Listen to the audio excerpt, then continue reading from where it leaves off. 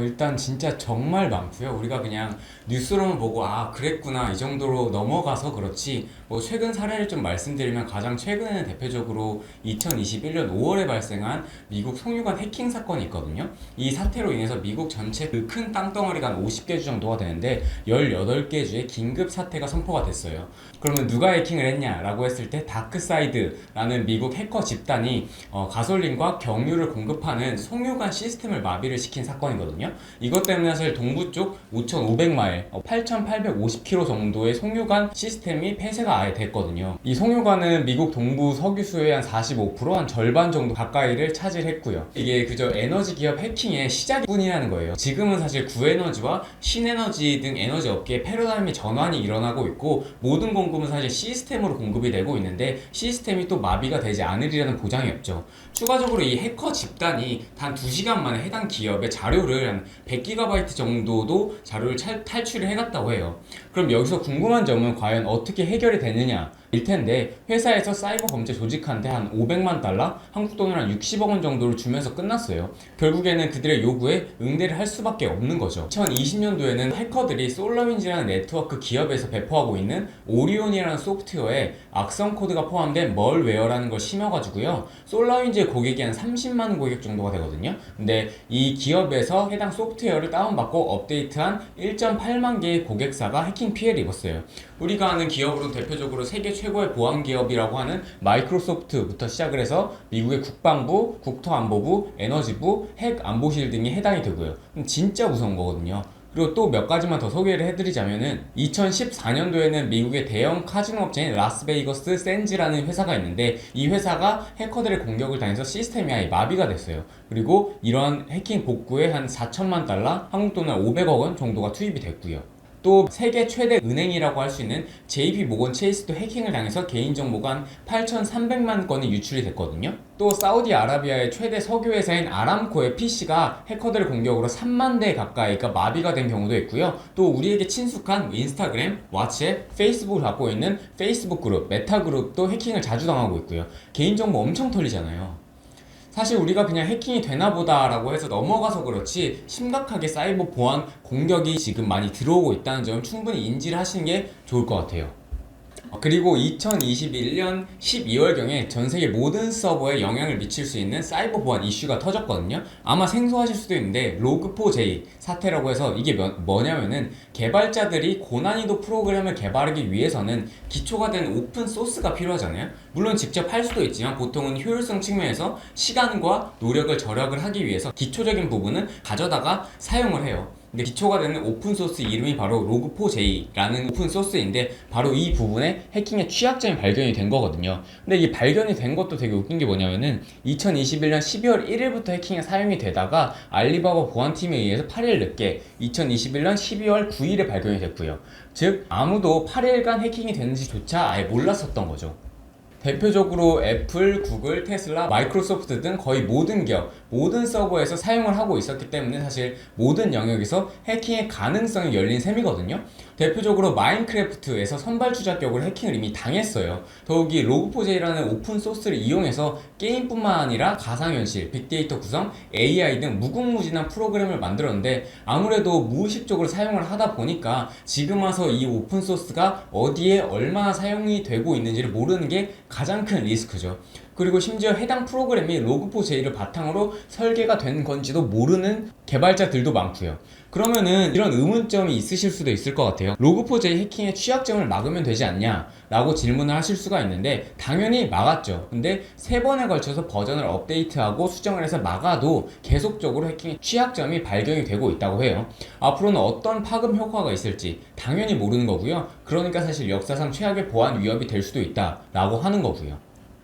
일단 사이버 보안이 크게 주목을 받고 있고 그 이유는 첫 번째로는 코로나19로 인해서 모든 게 다 디지털화되고 온라인화되고 있는데 해킹의 공격은 점점 더 고도화되면서 증가되고 있다는 게 가장 커요. 대표적으로 여러 명의 해커들이 동시에 시스템을 공격해서 IT 기기를 마비시키는 Distributed Denial of Service, DDoS의 발생 비율만 봐도 19년도 대비 2020년도에 급격하게 증가를 하고 있고요. 미국 사이버 침투 건수만 봐도 급격하게 올라가고 있어요. 또 두 번째로는 클라우드 산업이 대중화되고 있기 때문이거든요. 사실 기업도 그렇고 개인도 그렇고 이제 노트북이나 PC에 자료를 저장하기보다는 구글 드라이브나 네이버 마이박스나 아니면 마이크로소프트 원드라이브와 같은 클라우드에 월 구독료를 납부하고 저장 공간을 구매해서 자료를 관리하잖아요. 근데 이 클라우드 시장에서 가장 중요할 수밖에 없는 부분이 바로 보안이거든요. 이쪽에 기업은 투자를 많이 할 수밖에 없을 테고, 해커 입장에서는 이쪽을 해킹하면 가장 큰 수익을 볼 수 있기 때문에 공격을 많이 할 경제적인 유인이 충분히 있겠죠. 그래서 사실 저는 사이버 보안 산업이 앞으로 3년, 5년 내에 핵심 산업으로 성장할 거라고 생각을 해요. 왜냐하면 실생활적인 예만 보더라도, 자동차만 보더라도 디지털로 다 시동을 걸 수가 있잖아요. 앞으로는 원격 주차가 될 테고 자율주행이 상용화될 가능성도 굉장히 크니까요. 로봇을 봐도 사실 청소 로봇, 무인 정찰기 로봇, 군용 로봇 등 전부 다 디지털로 조작을 하고 있고, 심지어 우리가 거주하고 있는 집, 에어컨이나 난방, 조명들도 스마트폰으로 온오프를 다 할 수가 있으니까 그만큼 우리의 생활이 디지털화되고 편해진 만큼 보안에 대한 중요성은 날이 갈수록 커질 수밖에 없을 것 같다라는 판단이 들어요. 그리고 또 정책 기대감은 어떠냐라고 했을 때, 미국 바이든 정부뿐만 아니라 각국에서 사이버 보안에 대해서 액션을 취하고 있고 정책 기대감까지 여전히 유효하고요. 예상컨대 2021년 기준 사이버 보안 시장이 한 200조 원 규모인데 연평균 한 10%씩 성장을 해서 5년 뒤엔 적어도 한 1.5배 이상 300조 원 규모로 성장하지 않을까라고 생각을 합니다. ETF는 크게 세 가지가 있고요. 첫 번째는 CIBR, 그리고 두 번째는 BUG, 버그, 세 번째는 iHack ETF가 있어요. 하나하나 좀 설명을 드리면, 먼저 CIBR ETF 같은 경우에는요, 동종 ETF 대비 운용자산 규모가 제일 크거든요. 6조 원 정도 규모고요. 운용 보수는 한 연에 0.60%, 설정일은 2015년 7월 7일부터 약 7년째 운용이 잘 되고 있고요. 일평균 거래 대금이 한 340억 원 정도가 거래가 돼요.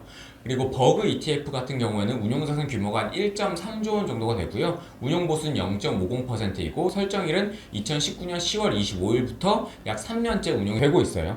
일평균 거래 대금 약 100억 원 정도가 되고요. iHack ETF 같은 경우에는 운용자산 규모가 한 7천억 원 수준으로 사실 제일 작고요. 2019년도 6월 11일에 상장이 돼서 3년째 운용이 되고 있어요. 일평균 거래대금은 한 50억 원 수준으로 조금 작은 편에 속하고요.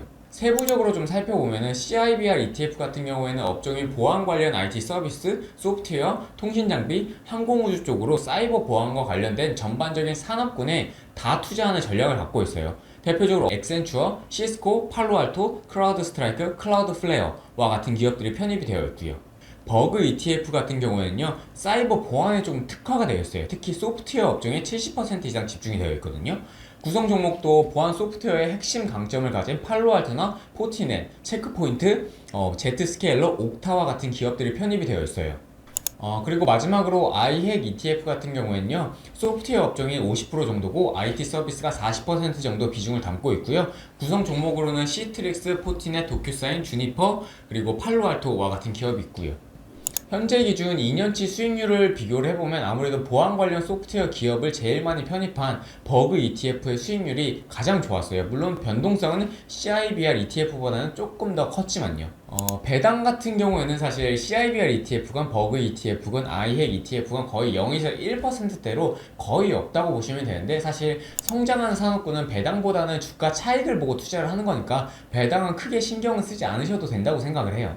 흔히 환경과 사회, 지배 구조를 통칭하는 착한 기업에 투자하는 ESG 등급을 비교해보면요, CIBR ETF과 iHack ETF 같은 경우에는 A등급, 버그 ETF 같은 경우에는 그보다 낮은 트리플 B등급을 평가를 받았고요.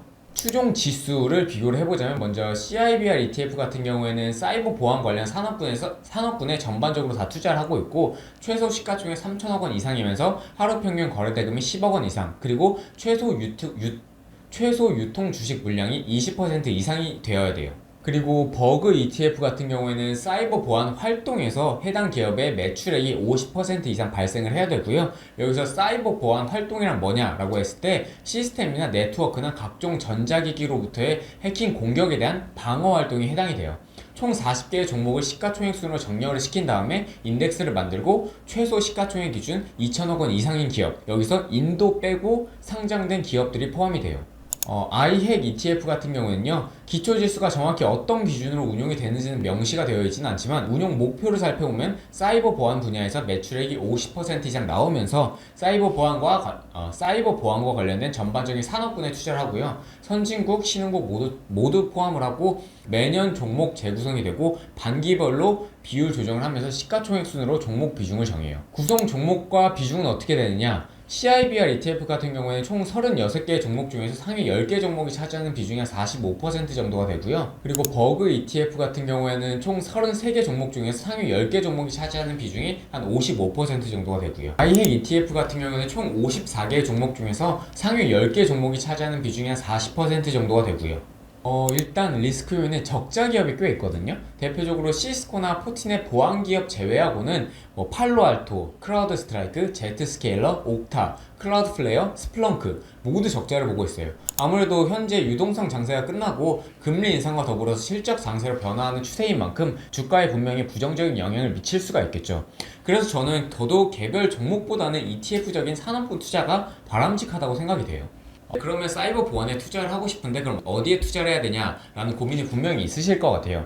제가 추천을 드리는 건 일단 운용자산 규모가 1조 원 이상인 ETF를 선택하시는 게 유동성과 안정성 측면에서 낮다고 생각을 하기 때문에 iHack ETF는 제외를 하고요. 본인이 사이버 보안 산업군에 있어서 IT 서비스와 소프트웨어와 통신 장비, 항공우주 등 다양한 산업군에 투자하기를 원한다면 가장 운용자산 규모도 크고 1등인 CIBR ETF에 투자하시는 게 좋을 것 같고요. 보안 소프트웨어에 익숙하면서 팔로알토, 포티넷, 제트스케일러 기업의 포지션을 늘리는 투자를 하고 싶으시다면 버그 ETF에 투자하시는 게 좋다고 생각을 해요.